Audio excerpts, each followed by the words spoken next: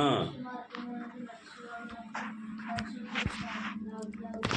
ఏమంట 5 తమ పొరుగు వారిని దూషించిన వారిని సంహరించేదనంటాడు. ఇక్కడ అహంకార దృష్టి గలవారిని, గర్వించిన హృదయం గలవారిని సహింపనంటాడు దేవుడు వాక్యం ద్వారా. నా యొద్ద నివసించినట్టు దేశంలోని నమ్మకస్తుల వారిని కనిపెడుతున్నాను కదా.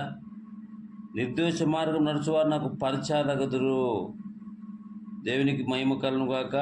ఇక్కడ మరి నా యొద్ద నివసించిన దేశంలో నమ్మకస్తులను కనిపెడుతున్నాను. నమ్మకమైన వానికి మెండైన దీవెనలు ఇస్తానంటాడు.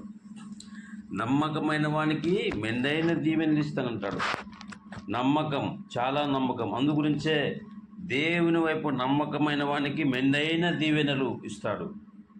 ఒక వ్యక్తికి మరి వృద్ధి చేయాలని కొన్ని నాణ్యాలు ఇస్తే దాన్ని డెవలపింగ్ చేసేది దాపెడితే ఎలా. అందుగురించి ఆవిష్కారం ఇచ్చాడు, బలం ఇచ్చాడు, దేవుడు ఆరోగ్యం ఇచ్చాడు. కాబట్టి దేవుని యొక్క నామాన్ని గొప్ప చేయాలి. అందుగురించే కొలస్సీ రాసిన పత్రిక 3వ అధ్యాయం చూస్తే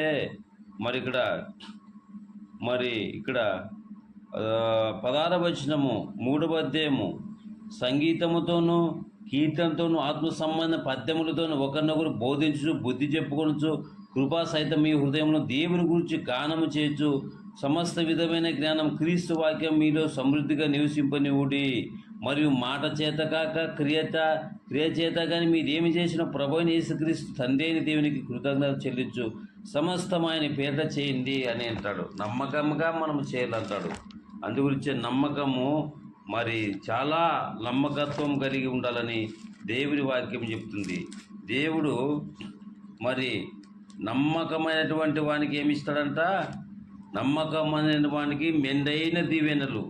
యేసేపు నమ్మకమైన వాడు, నమ్మకంగా ఉన్నాడు కాబట్టి యేసేపుకి ఫరో యొక్క అంత ఇచ్చేసినాడు అధికారం. కాబట్టి నమ్మకంగా దేవుని దగ్గర ఉండాలంటాడు.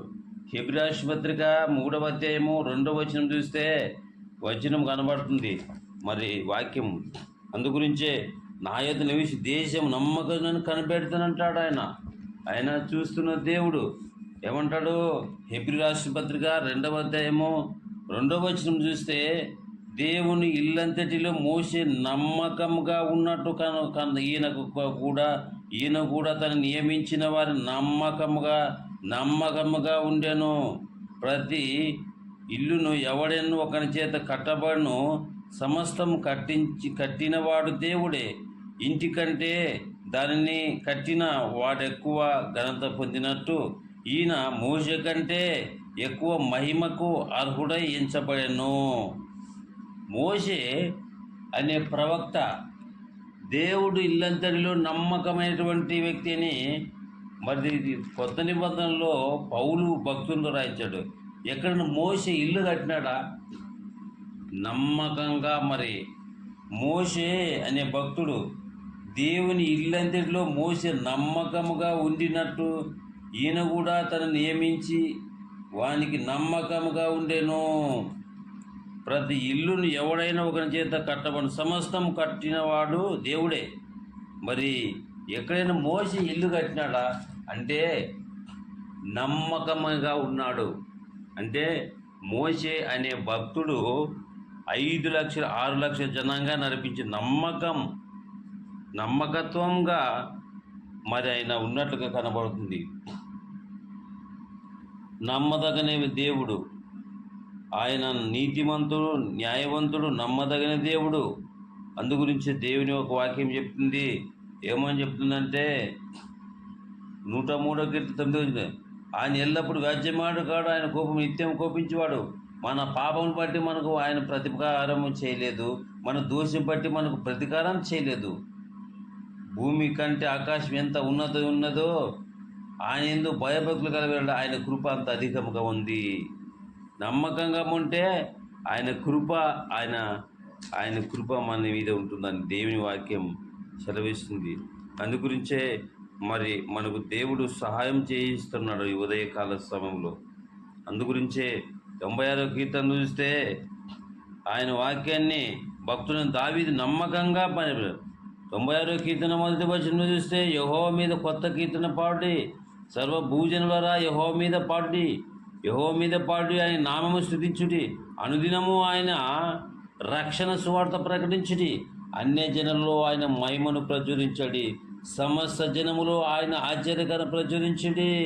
యెహోవా మహాత్మ్యము గలవాడు, ఆయన అధిక స్తోత్రం పొందదగినవాడు, సమస్త దేవతల కంటేనే పూజనీయుడు, జనములు దేవతలను వట్టి విగ్రహాలు, యెహోవా ఆకాశం సృష్టించినవాడు. నమ్మకంగా ఆయన కొనియాడాడు భక్తుడైన దావీదు. ఇక్కడ అందుగురించి 101 కీర్తనలు ఏముంది? వ్యర్థ విగ్రహం బట్టి అతిశయపడును, చెక్కిన ప్రతిమను పూజించేవాడు సిగ్గుపడుదురు, సకల దేవతలు ఆయన నమస్కారం చేతురు అంటాడు ఇక్కడ. అందుగురించి 9వ వచనం ఎలా అనగా యెహోవా భూలోక మంతటికి పైగా నీవు మహోన్నతుడైందువు, సమస్త దేవతల పైన అత్యుత్తముగా ఔన్నత్యము పొందినావు. యెహోవాను ప్రేమించువారులారా చరిత్రను అసహించుకోండి, కానీ భక్తుల ప్రాణాలను కాపాడును అంటాడు. నమ్మకముగా ఉండేవాడిని దేవుడు కాపాడుతాడు. నమ్మకత్వం కలిగి ఉండాలా. నమ్మకమైన వానికి మెండుగా దేవుడు దీవెనలు ఇస్తాడు. నమ్మకము చాలా గొప్పది. కాబట్టి అందుగురించే బైబిల్ చెప్తుంది, విశ్వాసమును కర్తయు దానిని కొనసాగించుడు వాడునైనా యేసువై పరుగు పందెములో మనము విశ్వాసంతో నమ్మకంగా మనం ఉండాల. అందుగురించే నమ్మదగిన దేవుడు, ఆయన న్యాయవంతుడు, నీతిమంతుడు. అందుగురించే నమ్మదగిన దేవుడు ఆయన. దేవుడు ఒక్కడే నమ్మదగిన దేవుడు. అందుగురించే ప్రతి ఒక్కరూ ఆయన త్వరగా ఈ భూమి మీదకి వస్తానంటాడు. కాబట్టి ఇదిగో ప్రకటన గ్రంథం 1వ అధ్యాయం 7వ వచనం, ఇదిగో ఆయన మేఘడ వచ్చుచున్నాడు, ప్రతి నేత్రం ఆయన చూచును, ఆయన పోడిచిన వారు భూజనులంతా ఆయన చూసి రొమ్ము కొట్టుకుందరు అంటాడు. త్వరగా ఈ భూమి మీదకి వస్తాడు, మారు మనసు పొంది దేవుని కొరకు బతకాలంటాడు. అందుగురించే దేవుడు చెప్తున్నాడు. కాబట్టి మనమంతా ప్రభువు నామాన్ని గొప్ప చేయాలని పరిశుద్ధ గ్రంథంలో రాయించాడు. అందుగురించే నీకు కలిగిన దానిని గట్టిగా పట్టుకొనుము, నేను నా తండ్రి వలన అధికారం పొందినట్టు జయించును, అంతవరకు నా క్రియలు జాగ్రత్తగా చేయువానికి జనముల మీద అధికారం ఇచ్చేదను. అతడు ఇనుప దండంతో వారిని ఏలును, వారు కుమ్మరవాణి పాత్ర వలె పగలగొట్టు పడుదురు. కాబట్టి నమ్మకమైన వానికి ఏమిస్తాడంట? మరి నమ్మకమైన వానికి ఏమిస్తాడంటే జనములను